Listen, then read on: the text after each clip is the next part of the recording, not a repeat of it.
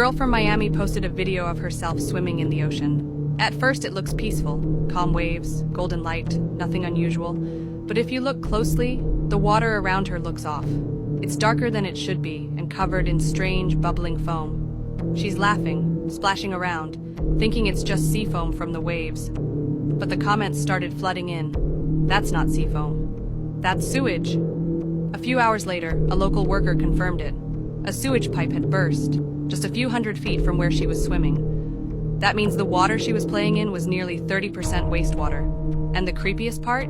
She didn't notice a thing. No smell, no warning, just smiling for the camera. Imagine finding out that your aunt is a demon from hell. I am back with another spooky story. We're gonna call the person who submitted the story Perry. Perry said that she submitted this story because she really wants to spread awareness. Okay, so Perry is the type of person who receives visions. She says that most people receive visions from heaven only or hell only, but she gets them from both. She says she had visions of Jesus telling her what to do, and even having conversations with him, and also with demons and the devil.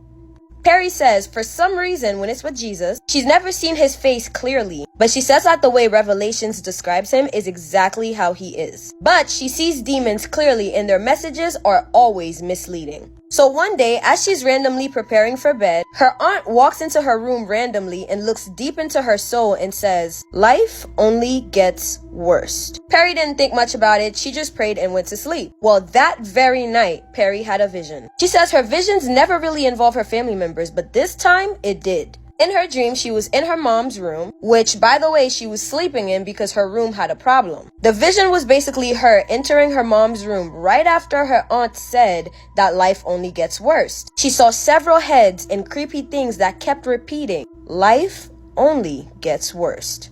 Which made sense because as she was walking into the room before she fell asleep, she heard whispering, but she just couldn't make out what it was saying. But in her vision, she can hear them very clearly, repeating what her aunt had told her. So she immediately woke up and started looking around. And out of the blue, her aunt was in the window just staring right at her. She said, "I never screamed like that my whole life." Everyone woke up, came to her, and asked her, like, what is going on? But she was so traumatized, she couldn't even talk about it. She definitely didn't want to stay in that house anymore. So her mom suggested maybe she should just go spend the night at her boyfriend's place. She loved that idea. She couldn't agree more. When she arrived at her boyfriend's place, she felt comforted and at ease, and she immediately fell asleep. She woke up in the morning feeling refreshed and more at ease. Stay with me now. After freshening up, she went to go eat breakfast with her boyfriend. At the table, he asked her why she didn't want to stay at her family's house anymore. After explaining to him the entire story, he honestly wasn't shocked. He said one time his friend went to learn about demons from a demon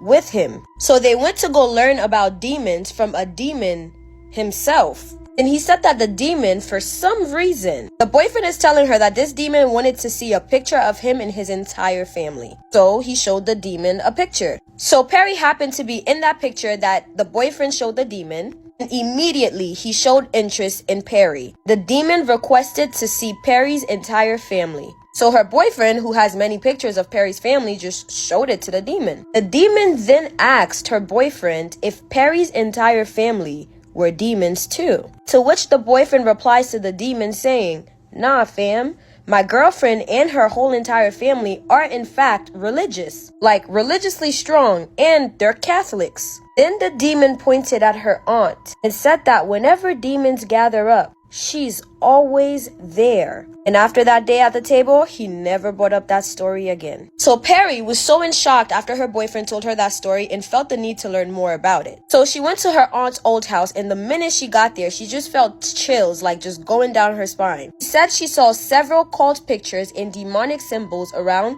the entire house. And yes, it was her first time in that house. As Perry and her boyfriend are exploring her aunt's house that they just broke into, out of nowhere, as if she is everywhere, the aunt appears and kicks them out. And mind you, before she appeared to kick them out, they looked all over the house. There was no one home. As they were there, they didn't hear the front door open, nothing. So where did this lady come from? She and her boyfriend leaves and heads to her house. And to her surprise, when she gets to her mother's house, who is standing right there at the front door, it is no other than her aunt. Perry was like, is she seriously everywhere I go? Her boyfriend was genuinely surprised. She told her parents to call a priest, however, her parents didn't think that was necessary. What they discovered about the aunt when the priest got there was truly horrifying. Now, I know you guys hate part 2s, I know. And sometimes I leave y'all hanging, but not this time. I'm going to drop the part 2. Make sure you leave a comment. Oh, and follow me on Instagram. Thank you. Alright, y'all. I'll see you guys in part 2. If you're easily scared, don't watch this video. Someone named Ember sent me the story, and she says that she just wants answers because she doesn't know what she saw this specific night. She says that she used to live in a small town in Texas. Her mom still lives there, her brother still lives there, and when she lived there, there was a very small man-made graveyard that she used to investigate all the time.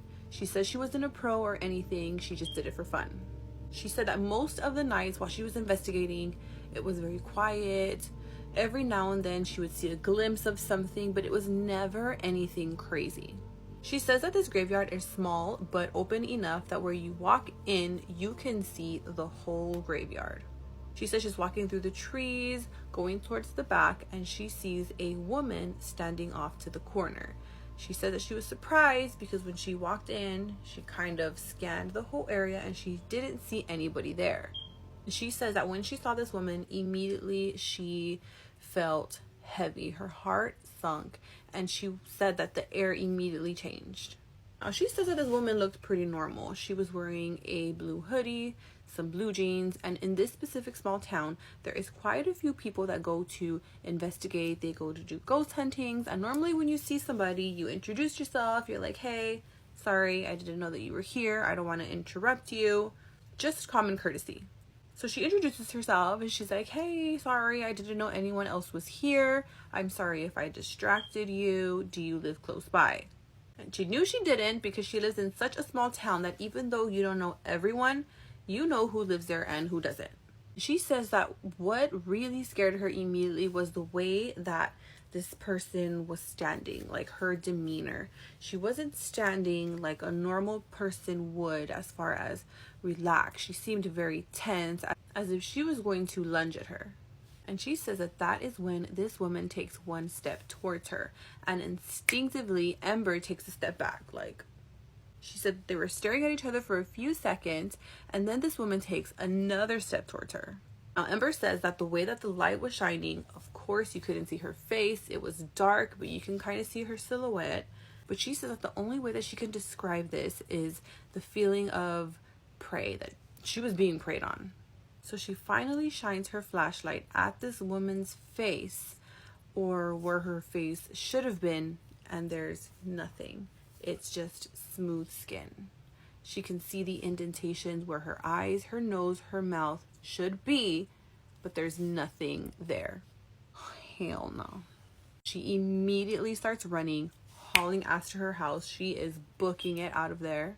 And she can hear this woman like running, like chasing after her. She doesn't live too far from this graveyard. She reaches her porch, she turns around, and this woman is gone. What's crazy is that you can hear her footsteps chasing her the whole way. All that was there was the road, the trees, neighbor's house, no sign of this scary looking person. She decided to go back the next morning while there was daylight. Everything was normal, nothing out of the ordinary. She never saw this woman again. She says that she never went back after that day. She ended up moving away about a few months after that. And ever since that incident, she never did any more investigations. She never did any more ghost hunting because she was afraid of what she was going to see. She says that she knows that most people are not going to believe her, but this is the truth. And she kind of wants answers. So if anyone has ever seen anything similar to this, you can please leave a comment because she will be reading them. And honestly, she is brave because I would have probably died immediately. But anyways, thank you so much to Ember for sending me this spooky story. If you guys have any stories that you'd like for me to read, please send them via DM or email, and I'd love to read them. And I will see you guys in the next spooky story. Bye! I got a story submission from a guy that used to work as a paramedic in the Appalachian Mountains, and it absolutely rattled me. He said the things that happened to him this night he still can't explain, and it still really bothers him to this day. To protect his identity, we will call him Jim. But Jim worked in a very, very small, remote area of the Appalachian Mountains. Because the area that Jim worked in was so remote, it didn't require a big station. His station was very small, just 2 bays and only 1 ambulance. It was just him and one other partner working a 24-hour shift, and this time it was 3 a.m. His partner was asleep. He said it was a very slow night. They had only received 1 other call earlier in the day, so he was just doing some charting and some paperwork. And then out of nowhere, he just heard this super loud banging on the ambulance bay doors. Jim said that this banging was very frantic, very heavy, and it was obviously someone that needed help. So he jumped up and opened the ambulance bay door, but nobody was there. He shone his flashlight around a little bit to check and see if he saw any cars, any people, looked down at the gravel to see if he could see any footsteps, but he saw nothing, just a fog, he said, that was kind of rolling down through the mountains. At this point, he kind of chalked it up to maybe his mind was playing tricks on him because he had been up for so long. So he just closed the door, went back inside, and sat back down to finish his charting. But that's when he heard banging coming louder this time from the side entrance door. He's like, okay, there is obviously someone out here. So he jumps up, slings open the door, and again, there's nothing. But as soon as he's getting ready to like go outside and see if someone's like playing tricks on them or whatever, his radio starts crackling on the table inside. He goes over and grabs it. At first, it's just that staticky like radio crackle. But then he hears a voice very quietly say, "Help me." He responds back and he's like, "Who is this? What do you like? What's going on?" Thinking that it might be like another paramedic from another station. But then the voice comes back on and says, "They don't want you here." He is so confused at this point because usually this radio is used for like when dispatch calls in to send them out to run a call. He tries to like radio in multiple times to find out what this voice was that needs help because he's a paramedic and obviously he wants to go help if someone's in distress. He eventually wakes up his friend and he's like, "Dude, something is going on. Someone was calling in on the radio saying that they didn't want us here, that they needed help." His friend was like, "Okay, let's just call dispatch and have them see where this call originated from because they keep a record of all calls." So they call dispatch and dispatch is like, "There's no record of any calls coming in within the last 3 hours to this station." Jim's friend thinks he's crazy at this point and is like, "You know what, dude, I'm just gonna go out and like check the surrounding area and see what's going on." Jim's like, "I'm not staying in here alone, dude. I'm gonna go out there with you." So they go out with their flashlights to see what's going on in the woods. Again, they find nothing, except things get really weird when they go back to the side door to get back into the station and the door is locked. Jim said his partner just like froze in horror and finally was like, "Okay, I believe you. Something odd is going on." They have to go around to the other side of the station to push up the ambulance bay doors to get inside. At this point, they're thinking there's an intruder in here. They go inside and they check everywhere, under the beds, in the bathroom. Again, this is a very small station and nobody was there. In the weeks following this incident, Jim was like, "I need more answers. Like, I'm not crazy. Something happened to me." He starts asking around and doing some research and finds out that about 2 miles from that station where he was back in the 70s, a hiker went missing and never returned. They were never able to find this hiker's body, and it's just a missing persons case. This is a very, very eerie story, and I honestly don't know what to think. Leave in the comments what you think this could have been, if you have any weird experiences like this, and if you want more stories, then just follow along. What the fuck was that? Bro! What's going on around you? I don't know. I'm frozen. I am frozen. Did the window Sean. break? If your kid told you there was a boogeyman in his closet, would you believe him or would you just try to brush it off and tell him there's nothing there? Well, tonight's story follows a mom who has to deal with the same question. So our story centers around a young boy named Danny. Danny's roughly 12 to 13 years old, attends a local middle school, and Danny has the problem with having these really bad nightmares. In fact, his nightmares are so bad that he often will get up in the middle of the night and go sleep on the couch. Poor Danny also has problems during the day because he's bullied unmercifully. On top of this, Danny also has a problem at home because Danny cannot sleep through the night. It's not just regular insomnia or the anxiety of having to go to school the next day. Danny has told his mom several times, and his siblings, which include a brother and a sister, one who bullies him, that during the nighttime, he hears a monster in his closet and he can't sleep. His dreams get so vivid that oftentimes in the middle of the night, he will relocate from his bedroom to the couch just to get away from the nightmares upstairs. Poor Danny has been experiencing these problems for around a year at this point. The bullying at school is getting worse, kids are getting really aggressive, and then at home he can't sleep through the night. Now he's told his mom about this a dozen times, and for some reason the mom cannot convince her oldest son, Danny's brother, to be a little nicer to him and to have his back and stick up for him. His older brother, Brian, will say, is part of this in-group that likes to bully Danny. So he's told his mom that he's having these problems at school, and his mom is also aware of the problems he's having at night. So Danny is just catching hell on both ends. Now, during the nights where Danny is sleeping downstairs, his mom will periodically go through the house, do her rounds to check on everything, and she'll try to escort Danny back up to his bedroom. Now, Danny is resistant to all of this because Danny has told her time and again that there is something in that closet. It speaks to him, it scares him, it makes him uncomfortable, and it gives him bad dreams. So because her son is young and she believes he might have an overactive imagination, his mom will try to escort him up the steps and back into the bedroom. Now, Danny, even though he doesn't want to go, will follow because of course that's his parent. But anytime he gets back up to the bedroom, he always lets his mom know that he is uncomfortable with that closet. Now, like some parents will do to try to reassure their children that there's really nothing wrong, his mom goes straight to the source. She opens up the closet door, flicks on the lights, and to Danny's surprise, there's nothing there. And of course, she goes through the racks to make sure that there is in fact nothing there, just to show Danny that it's okay, he's safe. Now, as soon as she closes the door of the closet and cuts off the light, she kisses Danny goodbye and she walks out of the room. Unfortunately, this makes for another sleepless night for Danny. He tries to explain to his mom what he saw and how the closet door opened, but his mom did go in there. She opened the closet door herself,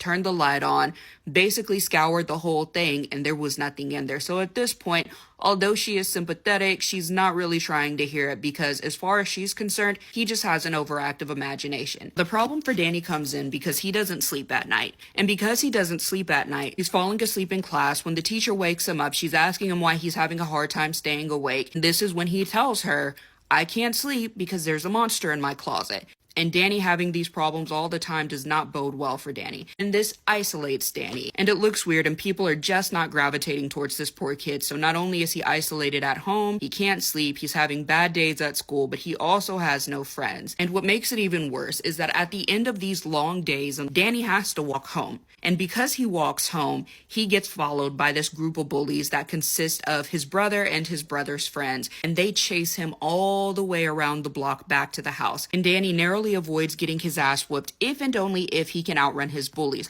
which again is very hard to do when your bully lives in the house with you. There's one fateful day where Danny has had enough. The bullies have chased him all the way to the threshold of his house yet again, and he's fed up. He goes inside, or I guess because he's already inside, he goes to grab a bat that's next to the door. And this is when he decides to confront his bullies. So he opens the door up and he goes outside and he's swinging this bat. And there's about 10 of these guys to his one. So they easily overpower him and his brother allows them to take him into the house. Now, when they take him into the house, they take him to the one place he fears the most, the closet. So Danny is sitting in his room and he's freaking out. He's screaming. He's telling the guys he doesn't want to go in there because what they're about to do is make him get in that closet. But Danny's desperate and he's putting up one hell of a fight. And he eventually does win out because he calls his brother out. He says, okay, well, if you think I'm scared, why don't you go in the closet then? So his brother's got a save face. He's in front of all of his friends and he's like, okay, well, you know what? Fine, I will go in the closet. So he takes the deep breath and he walks into the closet. Now, I forgot to mention that Danny's older sister did walk into the room as all of this was happening, and she did try to get her brother to stop, but it was a really lame effort. So Danny's brother walks into the closet. They close the door, and all of a sudden, you hear this ruckus happening inside of the closet. All of a sudden, Danny's brother starts to scream, and this is where things get really hectic because they're trying to open this closet door at this point to get Danny's brother out, but the door will not open. And only after Danny's brother stops screaming, which has gone on now for several minutes, is the door able to be opened. And when they open the door, there's no Danny's brother. He's vanished. Poof. In fact, the only remnants left of Danny's brother was a small stack of clothes on the floor and some tennis shoes. Danny's brother was nowhere to be found. They searched that closet high and low. There was not a single exit to be found. But yet, Danny's brother was not in there. They heard the yelling, they saw him go in, and yet when they opened the door to retrieve him, there was no one to be released. So what happened to Danny's brother? Well, Danny's mom eventually gets home and she's looking for Danny's older brother, and she can't find him. She asked what happened to him. The kids told her exactly what happened. He went into the closet. Now, the mom is devastated at this point because she doesn't know where her son is. So the first thing she does, and in my opinion, the right move, is call the cops. Now, the cops come over and they're taking statements from all of the boys. They also searched the closet much like the boys did. And yet, similar to the boys' experiences, they also found no entrances or exits that would have led into or out of the closet. The sad part is, after the police took the statement, because they had nothing to go off of, the only thing the cops could do was put out an Amber Alert for the boy because there was no information to go off of. Everyone in the room had seen him, yet nobody had seen him leave. And that's the problem. So the cops assisting the mother did have search parties, and they looked for weeks for Danny's brother. Nobody ever saw him. They never found a single trace. The only evidence that was left of Danny's brother even existing that day was, again, the pile of clothes on the floor. Until this day, Danny's brother has still never been seen or heard from. So I want to know your thoughts. Let me know what you guys are thinking about this. What do you think happened to Danny's brother? What do you think was in that closet? If anything, was Danny's brother possibly a runaway? But if that was the case, how could he get through 12 people in a room that day? Anyways, let me know what you guys are thinking, and I'll see you guys in my next video. Hello and welcome back to a series of spooky stories, The Haunted Tea Spill. Spooky short of the day is the Sanderson Sisters Hocus Pocus will remain in my Halloween movie marathon every single year until forever, okay? Hocus Pocus is one of those classics that you just cannot not watch, you know what I mean? You are interested and you like her. The orange link is right here, just side. Now to the story. Hi, my name is Lexi. I catch your episodes as often as I can, and I have a spooky story of my own. When I was in my mid-20s living with my grandmother and my uncle, I had the worst experience with sleep paralysis that followed the nightmare that still gives me cold chills when I think about it. The dream was like those televised hallucination trips where the room around you just felt off. My now husband / then fiance wanted to fool around in the boudoir, and we were having a time, but something kept nagging me. Even in the dream, his hands were too rough, his grip too tight, and when I looked up, there was a mirror over my bed. Looking in the mirror, I could see it wasn't my husband. His dark hair, usually long and thick, was stringy, and you could see the scalp peeking out of the strands. It seemed oily and just nasty. I am gonna throw up. But the face I saw in the mirror was what made my blood go cold. The eyes were soulless and black, the smile sharp and too wide for a thin face. Gray skin, and the limbs just kept stretching impossibly long. The fingers gripping me, curling long, sharp talons. Ugh. Somehow I managed to run, and it was this long hallway that never ended. The thing followed behind me, salivating, drooling, and my heart was thundering in my chest. I never felt fear like that. I woke up as it was about to grab me, but I couldn't move. My whole body was frozen in the bed. I fought against that feeling so hard I accidentally punched my real husband in the back, gasping for air and a cold sweat all over me. It was just before dawn, and I was not going back to sleep. And I'm the type of girly that has an indecent love affair with sleep. Same. I told my uncle the dream, every horrible detail. He died 2 days later.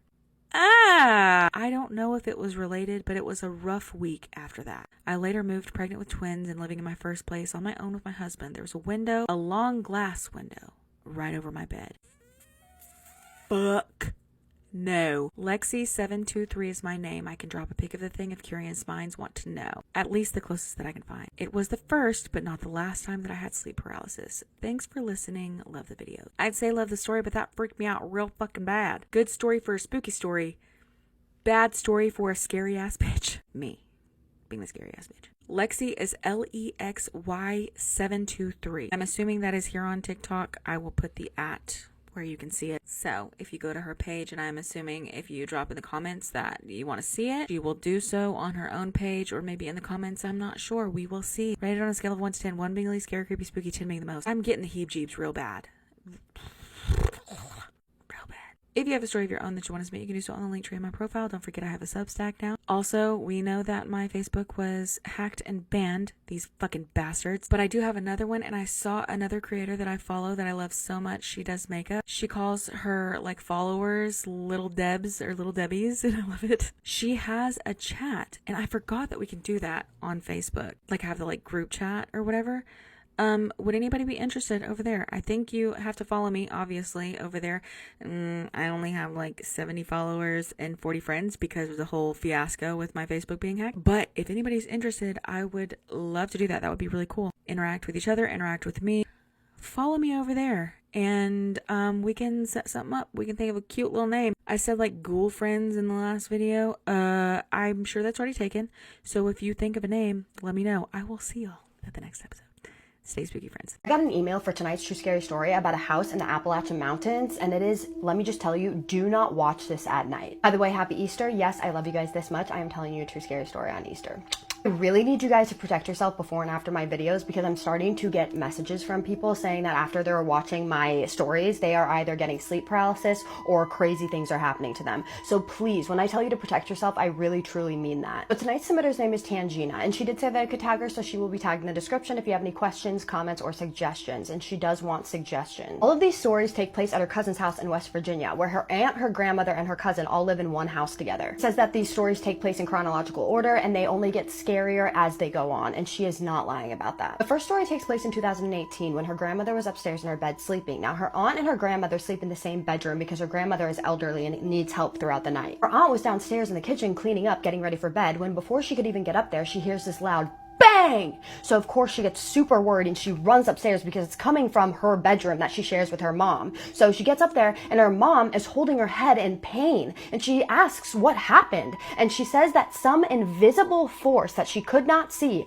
took her head and smashed it against the wall. This terrified her grandmother so much that she is absolutely terrified to be alone. She refuses to be alone. Also, because of this incident, and also because she's elderly and she can't really walk down the stairs, she decided that she was going to move her room downstairs because she did not want to be in that room anymore. And Gina said that even if her grandmother to this day is left alone for a second, she starts to panic. Poor lady, I feel so bad. The next incident takes place in 2020 during the pandemic. At this time, her younger sister and her younger brother were staying at her aunt's place because her parents were out of the country. At the time, all three of her older cousins that lived in the house or were at the house all worked, and her younger cousin, which was the same age as her younger brother, didn't have school because of the pandemic. Her aunt and grandmother were also home too, especially because her grandmother wasn't able to go up the stairs anymore due to old age. Because it was COVID and there was nothing to do, her aunt decides that she's going to take her cousin and her little brother out for a walk. Meanwhile, the eldest cousin and his wife went to go pick up the older cousin, which is the eldest cousin's little brother, from work. So at this point, the only people in the house are her little sister and her grandmother, but her little sister doesn't know that those are the only people in the house. She thinks that the cousins are still in the home. She went upstairs to go look for them. She checks all the room and nobody is there, but then she went to go to the oldest cousin's, who was at work room,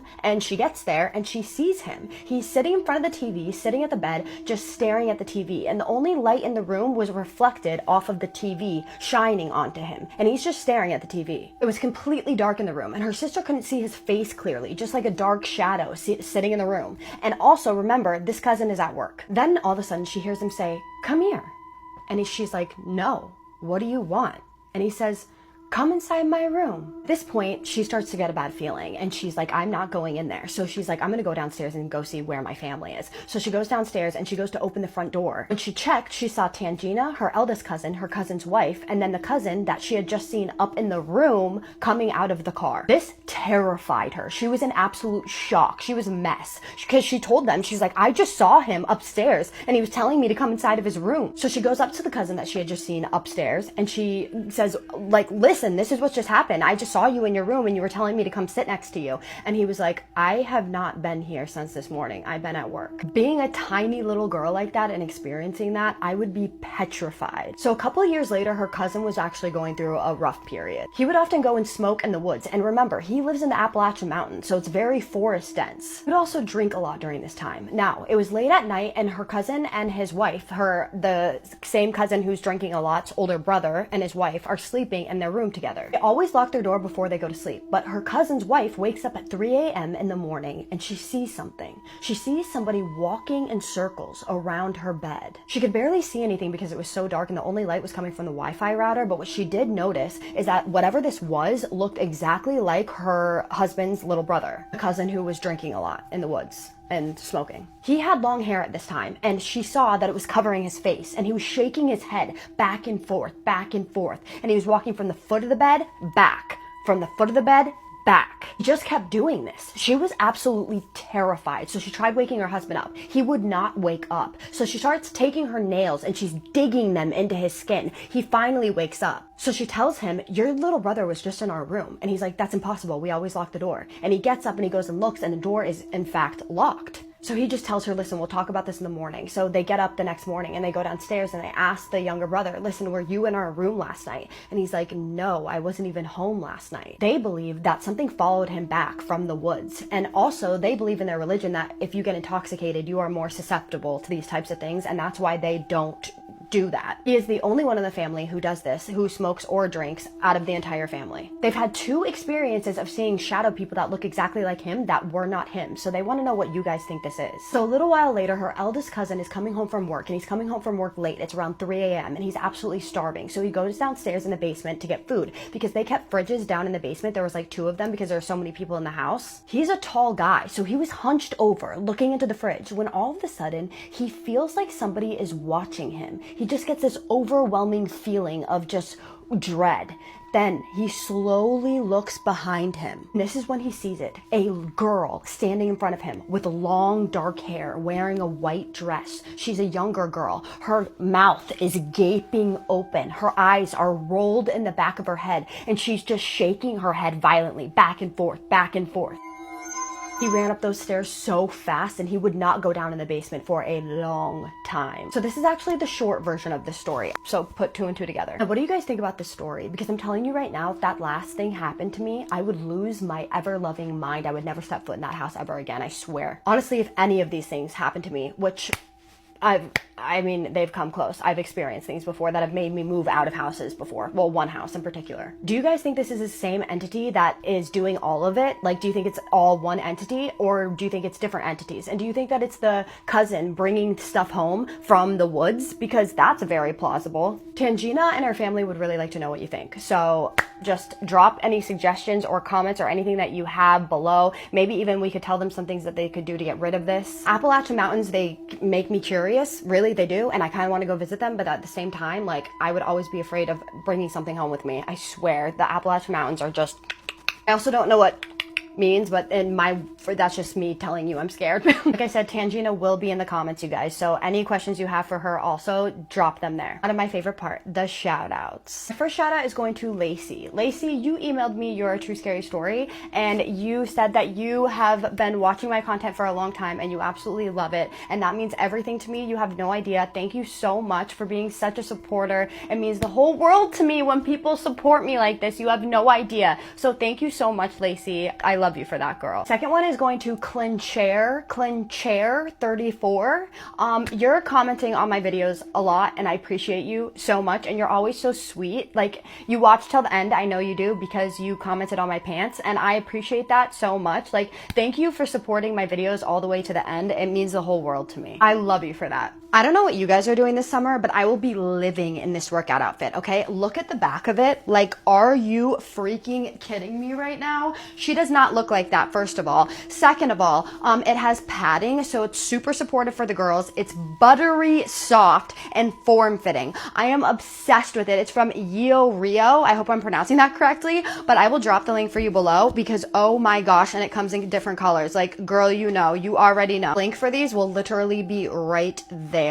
And also, you guys, if you stay till the end, you know I absolutely love you for that. I just need you to do 3 things for me. And what are those? Have a safe night. What's the second one? Keep sending me your scary stories. And the third one is what? Say it with me. Have a spooky night. Love you guys. See you in the next one. I am back with another spooky story. This is another spooky submission from Limpopo. Y'all remember Deli? She submitted another story, and this one comes from her grandmother. So the grandma says back in her days, there was this girl who used to live with her mom and dad. She was the only child at the time. She was 15 years old. She said that the girl used to speak alone. She was a very strange girl.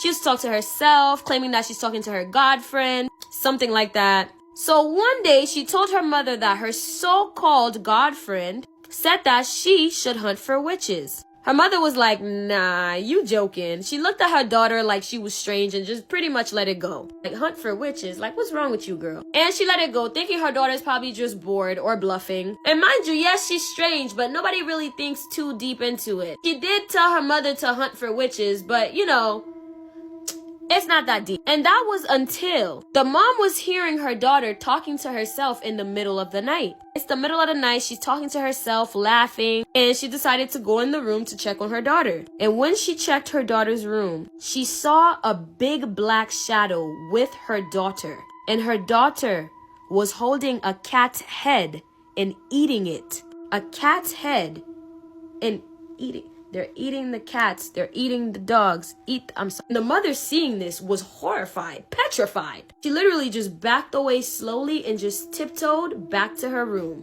She gets to the room. She woke her husband up and told him exactly what the fuck she just witnessed. The husband waking up is basically telling her, yo, you and my daughter, both of y'all need to stop with this bullshit. Like, stop it. Now you done woke me up out of my sleep to tell me about this lie. Cut it out. No more. It's not funny. He was tired of the two of them lying. He went back to sleep, and poor mom, she could not fall asleep after what she saw. She stayed up the whole night. Now morning comes. Her husband goes back to sleep, and while this is happening, her daughter walks into her room in the middle of the night, gave her the creepiest smile ever, and just walked back out and left. Mother's up all night. She definitely cannot sleep after that. The following day, it's morning time, and her daughter is supposed to get to school. And the mother was terrified to go to the daughter's room, so she sent her husband instead. And the husband goes into the daughter's room. He bathes her, gets her ready for school. And the daughter says, Dad, today I want to take the bus to school. And the dad, being the person that he is, he's not suspicious of anything, so he just said, okay. She went to go ride the bus, and on the bus, she sat next to a lady. And this is when things take a huge turn. The shadow then came to the little girl and said, do you remember when I told you that you should kill witches? The little girl said, yes. The shadow then said, in reference to the lady sitting next to her, you should kill her before she kills you. That's when the little girl took out her knife and just started stabbing this woman. And she just... And this lady is shouting. Everybody in the bus is just horrified. Like, everybody is just frozen with terror. Everybody is screaming. The bus stopped. And everybody just exited the bus. And now this woman is, like, she's still getting stabbed up. And she's trying to fight for herself. However, this little girl, is way too strong. She winded up unaliving the woman. And again, the shadow came back to the little girl and told her to cut the woman to pieces and to eat her. And so she starts doing just that. She cuts the woman piece by piece, eating her. And the police came, and mind you, little girl could not stop. She was just eating her, and the police just came. They grabbed her, and they took her to a witch doctor, because just upon looking at her, they knew she was possessed. Here in Venda, a witch doctor is called Angunga. They took her there and called her parents. And they went there, they did a ceremony. And they told the parents that she was possessed by a spirit, and they did a ritual. But unfortunately, doing that ritual ended up killing the little girl altogether. And in that moment, the husband ended up believing his wife, and the wife blamed the husband for it. And the wife, unfortunately, winded up going crazy over the whole situation. That was a spooky one. Thank you for submitting that one. I love you, my abducted humans, from your favorite Haitian homegirl. Imagine finding a coffin buried underneath your land. Spooky story time. A follower named Rachel sent me this story, and we're going to call it The Coffin. Rachel says that growing up, her grandparents took care of her while her mom worked, so she spent a lot of time at her grandparents' house. So she says at one time her grandpa stated that while he was building the other side of the house, he was digging to add some more plumbing pipes, and he hit something hard. He started digging around it because he was afraid that it was maybe some plumbing pipes or something. Come to find out that he finds a small coffin buried. He did not want to open this can of worms, so what did he do? He put dirt back over it, ignored it, and finished building the house on top of that. And it was at that moment that all of the freaky stuff started to happen. She says that she was asleep in the room, and out of nowhere she wakes up to 3 knocks on her window. She wakes up, she looks around, and she's like, okay, who's knocking at the window? And it wasn't right away that she realized that this could have been impossible because the window is a little bit over 7 feet above the ground. She hears a voice talking, and she recognizes it clearly. It's her tia Ruby's voice. The voice is saying, Rachel, wake up, let me in. She responds, and she's like, who is this? And whatever this is responds and says, it's your tia Ruby. He knew immediately something was off because, again, how can her tia reach a window that's 7 feet above the ground? So she asks it again, who is this? But this time it responds in a much deeper, darker voice and says, I'm God, open the door. No, thank you. She says she remembers her whole body going into shock and she can feel the heavy evilness fill the room. She's frozen with fear. And what does she do? She decides to just ignore it. She decides to lay back down, play it off, pretend that none of this ever happened, covers herself, and this thing just keeps knocking and knocking and telling her to let her in. She's a little girl. She is scared. She doesn't know what's going on. She doesn't know what to expect. She ends up falling asleep and it was over. She says she has witnessed so many scary things at her grandparents' house and she will be sending more stories. Thank you so much to Rachel for sending me this spooky story. As always, if you guys have any other stories that you'd like for me to read, please send them via DM or email and I'd love to read them. And if you guys like all things spooky, all things scary, and all things paranormal, make sure you follow. This is the craziest Appalachian story I have ever heard. So Casey grew up in the Appalachian Mountains and she was always taught, if you see it, no you didn't. If you hear it, no you didn't. So one day when she was 17 years old, her and her cousin Lexi finally convinced their parents to go camping with each other. Now Lexi had invited her other friend, but she said that she couldn't make it. So they are like, all right, whatever. So they pack everything up and they start driving to the woods. Now Lacey and Lexi have been camping before. This is not their first time and nothing suspicious has ever happened before. So they weren't really worried about it. So nothing happens the first night. Well, the second night she's sleeping, well, she's laying in bed and she hears footsteps around the tent. Now she's hearing it, but she's not thinking anything of it. She kind of just was like, okay, I'm going to ignore it. So she slept through it. Same thing on the second night. Same thing on the third night. But on the fourth night, something happened. She starts to hear the footsteps again, right? But she's like, okay, maybe it's my cousin. So she looks next to her. Her cousin is right next to her. It's not her cousin. Now this is not the time to be going outside because around there, this is like the witching hour, she said. So she looks outside of the tent and she sees this shadow and she's thinking that must just be a trick of the mind. Like I'm just seeing things. She's obviously not checking because she doesn't want this to turn out like a horror movie. So she's like, okay, I'm just going to put the blankets over my face and I'm going to go back to sleep. But then she starts to hear this clanking sound and she's like, what is that? Because nothing in their vicinity would make that clanking sound. Everything that they had put away in a separate tent. So she's just repeating in her head over and over again. If you see it, no, you didn't. If you hear it, no, you didn't. But then the clanking is getting louder and louder, like more deliberate, almost like this thing wanted her to open the tent and look at it. But she's like, there's no way I'm doing that. So she just closes her eyes really, really tight until she hears a faint Lacey. And it sounded just like her cousin, but something inside of her was like, that is not my cousin. And if she needs me, she will wake me up. Plus, she's laying right next to her. So she ignores it until the calm Lacey turns into this loud, panicking, almost screeching sound. But whatever this is still saying Lacey. It's just screeching it. Now, she said the way that this sounded was really weird because it sounded loud to her, but she almost knew it wasn't loud, almost like it was in her head, but it was clear as day to her, if that makes sense. So with her eyes still closed because she's absolutely terrified at this point, she like somewhat turns to her cousin and she pats like where her sleeping bag is to see if she's there, and sure enough her cousin is there. So now she's super freaked out and she's repeating the phrase in her head over and over again. If you see it, no you didn't. If you hear it, no you didn't. Well, it eventually faded and it was silent once again, so she falls asleep. But then she wakes up to her cousin staring at her. So Lacey kind of like sits up because she's like, what's going on? What's wrong? And her cousin is just acting like everything is fine, like everything is normal. So Lacey just kind of shrugs it off and is like, maybe she's trying to scare me. I guess her and her cousin like scared each other a lot, and so she was like, she didn't get me this time, like I'm just going back to sleep. The next day goes on as normal. They have a good time and she chooses not to say anything because she doesn't want to bring it into existence until later on that night they start telling each other horror stories. So her cousin's telling a story when suddenly her voice lowers and she's like, did you hear that last night?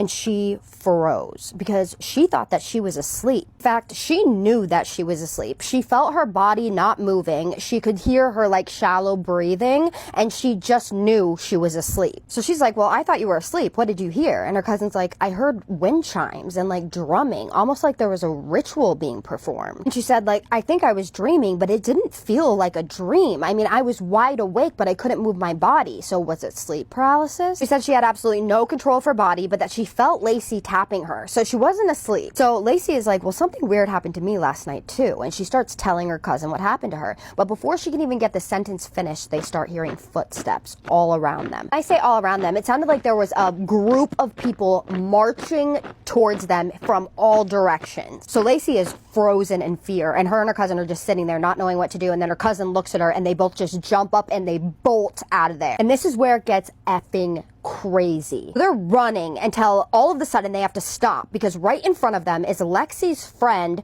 who initially could not come with them, told them that she was not coming, and she's standing right in front of them smiling at them. All she says is, "I'm sorry I'm late to the campsite, but I'm finally here." So Lacey turns to her cousin turns to her, and her cousin just shakes her head aggressively, like she's terrified of her own friend. Lacey also said that there was something just uncanny about her and she couldn't put her finger on it, but suddenly she speaks again and she says, "Why are you guys running?" And she takes a step closer to them. So Lexi and Lacey take a step back, and as soon as they do this, her friend's smile starts contorting. Like bending and waving as if someone was drawing a painting. Her voice got super high pitched, like she almost couldn't even hear her speaking anymore. It was so high pitched. And then Lacey's ears start bleeding, and Lexi's friend just starts screaming, like this crazy scream, and her face starts like contorting as if she's in pain, and she's screaming like she's in pain. And so Lacey and Lexi look at each other and just start running as fast as they can. As they're running, this is fucking crazy.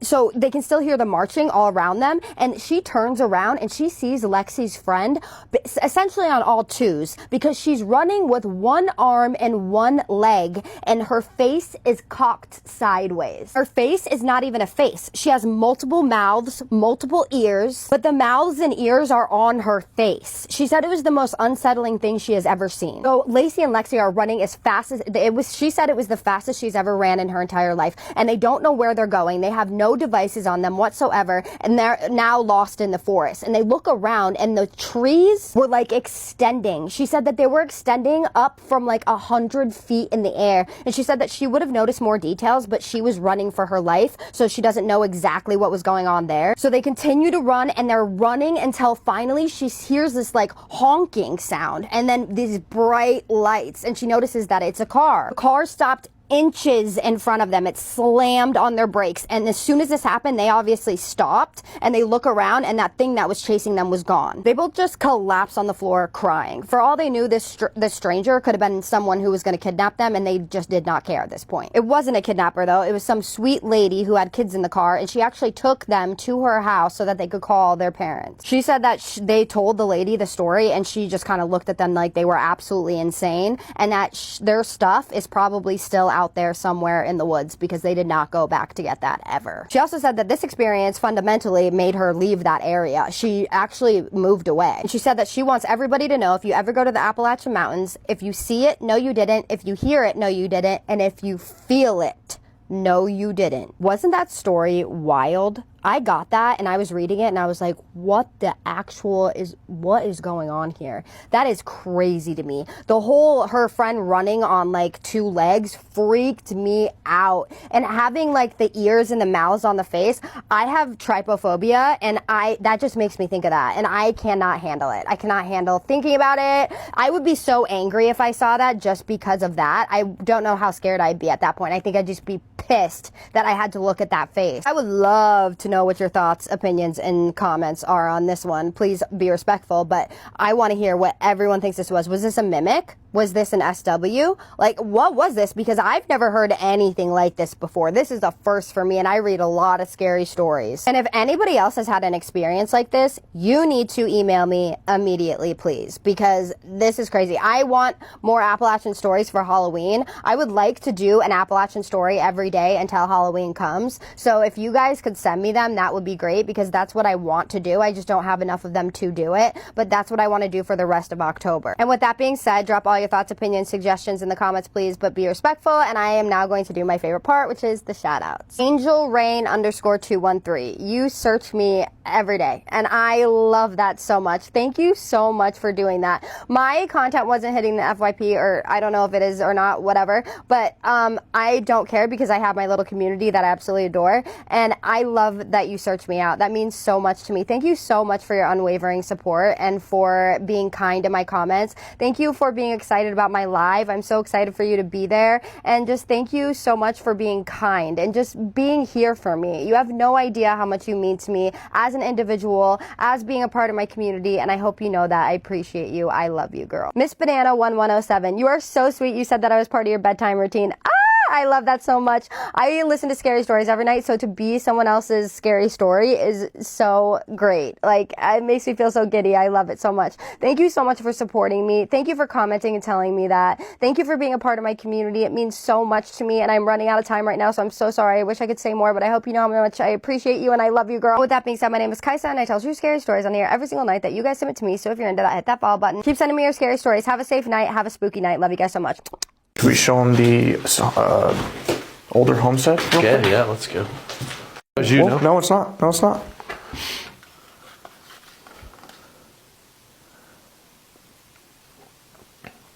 Was that you? Yeah, that's on either side. They went to both. Yeah. Read a Skinwalker story, and I have been waiting all day to make this video. And if you're wondering why I'm looking a little rough, it's because I just worked 10 hours. You can still see the indentation of my glasses. So please forgive me for looking like this right now. My husband and I occasionally take our Jeep into the sand-washed Mesa trails. We decided to pack some water and make a day of it. Towards the end of the trip, we heard a weird, open mouth whistle like someone just learning to whistle. I made a joke, not joke, that what if it was a Skinwalker? My husband replied with, "That's okay, our Jeep can outrun it." That was the end of the conversation. We then noticed we were heading a little off track. Our navigation was pretty inaccurate, and we realized we were fairly close to the Navajo land. We went home, and my husband started researching GPS apps. A little while later, he found one and said we should go out for a small rip to test it out. Boy, was that a mistake. It was around 8:15 p.m. The sun was just setting, and we had been out for about an hour and a half by this point. We were on a trail heading back home when my husband braked abruptly and asked, "What was that?" I asked what he was talking about, and he said, "Out there by the dip, something ran across the trail and then back again." I laughed and asked if he was screwing with me, but he continued, "I swear I'm not. It was on 2 legs, but it was fucking fast. Unbelievably fast." I hadn't seen a thing, and we proceeded as normal. I rolled up my window thinking it may be an animal, and we got closer. We were going about 25 miles per hour so that he didn't hit anything if something jumped out. He said, "Right there, this is where I saw it." It was another trail that crossed ours, and as we crossed, we saw 2 young girls with dark hair, one a bit taller than the other, standing there watching us to the right. We chuckled as we passed, and my husband said, "See, I wasn't fucking with you." We both fell silent for a split second. It didn't really sit well with us. There were 2 young girls, and for all intents and purposes, it was dark. The sun had just set. Why were they out there alone? My husband looked through the driver's side mirror after we passed and yelled, "Oh my god, they're gaining on us. They're fucking gaining on us." I couldn't understand what I had just heard or why he would have said that. I looked through the passenger side mirror and I saw nothing. I looked at him with a what the fuck look on my face, and then I saw how serious he was and how he just kept repeating, "They're gaining on us." I twisted my body to look through the back window, and I distinctly saw the 2 black figures, one a bit taller than the other, less than 50 feet away and closing. Now, when we passed the cross trail, they were about 30 feet back, so for them to get from there to literally right behind us in the matter of seconds is impossible. My husband accelerated 30, 35, still gaining, 40, 45, still gaining. At this point, my husband just stomped on it, and our Jeep was kicking up such an insane amount of sand that we lost visual. We were afraid to go home, afraid that they would follow us. We drove around for about an hour in almost silence, trying to process what we had just seen. Why were 2 young girls out there alone? How did they get behind us so quickly? How were they gaining on us? And most importantly, what the hell just happened? We drove home still shaken and started getting ready for bed. Now, our bedtime ritual for falling asleep is putting something on the TV and just dozing off. To the right of our bed, we had a sliding glass patio door. It's what I face when I fall asleep. I remember dozing off, then I heard a sound and my eyes shot open. I was seeing 2 shadows crossing the door. I didn't mention anything at the time because I was honestly unsure. If 1, my mind was playing with me, or 2, I was asleep. Not to mention the fact that if I had been asleep, I'd feel silly. So I only brought it up to my husband when I called him on my lunch break. He knew exactly what I was talking about with the shadows because he had seen them too. This happened almost 3 weeks ago. Since then, we've woken up once to our front door unlocked, one specific kitchen cupboard open almost every other morning, sounds, footsteps, etc. Just the image of like the shadows gaining on them while they're in a car. Terrified. What do you guys think? Today I'm going to tell you the story of a witch named Harriet Boggs. So it's the 1900s and her story takes us back to the small town of Whispering Pines. Now Whispering Pines is a relatively close-knit community, agricultural, small town, and generally speaking, the town looks out for each other. Now one important thing to note about this town is that it sits on a relatively large creek bed. Now, up the creek about 3 miles as the crow flies is a town called Taylor Creek. Now at this point in time, Taylor Creek was still really underdeveloped. It was heavily wooded, lots of wildlife running around, and not a place you'd want to be caught by yourself, especially after dark. But of course, there are always those people who thrive in these environments, and Harriet Boggs was one of those. Now, because of Harriet's mysterious ways, her desire to live alone, and her relative reclusiveness, there were a lot of rumors that started to come out about her. Some reports claimed that the closer you got to Harriet's homestead, the more uneasy you would start to feel, and it would feel as though you were being followed. In fact, there are other reports that claim seeing cats all over the woods staring at them as though they were being watched. Other accounts would claim that as they got closer to Harriet's house, they would start seeing mysterious fireballs on top of the water. Now, of course, this could have just been methane gas. This is a very natural phenomenon, but people said it happened more than it should have, and it was reported being seen quite a bit. In addition to this, these fireballs appeared to move at will, as though warning whoever was coming nearer to stay away from Harriet's house. The closer they got, the bigger it would grow. Again, not sure how true it is, but it is a little weird. Other reports include seeing statues in the woods like the one behind me, or hearing an ever-present humming or singing, although there was no one around for miles. Now, as these events started to get more common, these tales started to flow out of Taylor Creek, where Harriet lived, and into the towns around her. So as these tales started to spread, Harriet became a figure of folklore more than anything. Parents would use her stories to get their children to behave, stay out of the woods, listen, but it also became kind of a good campfire tale to tell as well. That was until the flood, though. Now, this was an unprecedented flood, unpredictable, once-in-a-lifetime event. In fact, a once-in-a-100-year event. But because they couldn't justify anything causing this level of devastation and catastrophe, such as living below the water table, they determined that it was only one thing and one thing only: witchcraft. In fact, it wasn't just any old witchcraft, it was Harriet Boggs. And what made it even worse was the fact that the flood didn't just bring devastation, it brought mosquitoes, and mosquitoes brought their own special gift, and that was yellow fever. And as the town started getting sick, people started dying, and of course that made people even more upset. Then to put the cherry on all of the chaos is the fact that the town's only doctor, Dr. Beauregard Jackson, passed away due to the fever, and this left the village utterly devastated. And of course, because this place was utterly devastated, they had suffered extreme loss, they needed a scapegoat. Now, this is where the story takes a dark turn, because in their grief, the men of the town decided that somebody needed to pay, and that somebody was Harriet Boggs. So they decided that they were going to go and get her and string her up. Now, it would be a courtesy if she even made it to the gallows, but we know that wasn't going to happen. But anyways, the men decided they would pursue Harriet, but there was something that stopped them. And that something was the fact that it was getting dark. Now, according to these men, Harriet had dominion over the dark, and it wouldn't be wise to meet somebody in their element. So they decided they would wait until morning, and then they would go and find Harriet and make her face justice. Now, all that night, the men waited up, anticipating their chance for justice. But they weren't alone. There were howls and cackles outside of the window, cats, weird figures. Everything seemed to be surrounding the town, just a feeling of utter darkness. Now, morning finally came for the men, and as they prepared to go out and exact their revenge, they noticed that there was a black cauldron in the middle of their town square. And as they got closer to it, they noticed there was a note on it that said, "Drink me." Now, of course, nobody wants to drink mysterious liquid from a mysterious cauldron, but desperate times call for desperate measures. So they called every member of the town out, and everybody got a spoonful, and as they were drinking it, they noticed there was a change in the weather. Previously murky and kind of muggy outside, the sky cleared and there was bright sun. So on this very cloudy day, the men called a town meeting, and everyone in the town came out to see what they wanted to talk about. And of course, as they got there, they noticed the cauldron as well. Now, the men instructed them to do one thing, and that was take a drink. So everybody passed the ladle around. Don't worry about any other viruses, just drink the juice. And everybody in the town did so. And miraculously, as they all started to pass the ladle around, the sun started to come. Again, these people had just experienced some massive storms and flooding, so the weather was still pretty bad for them.